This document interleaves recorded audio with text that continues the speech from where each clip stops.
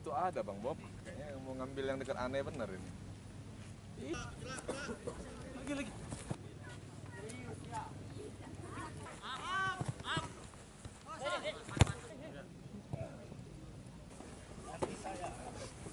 Saya profesional, dimanapun kalau memang saya pelatih butuh saya siap untuk main.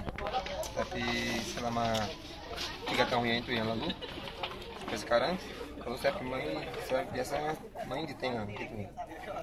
Ya, semoga mungkin kalau dimanapun dia informasi dia, semoga saya tetap di tengah ini karena saya sudah lebih gampang untuk saya lebih dekat dari gawang, itu lebih enak. Karena dulu saya sudah pernah sama dia main win, untuk saya sudah keterlaluan, apalagi sudah mau 37. Ini untuk lari ini tidak gampang, karena memang target saya untuk cetak gol. Kalau lebih dekat dari kotak penalti lebih enak.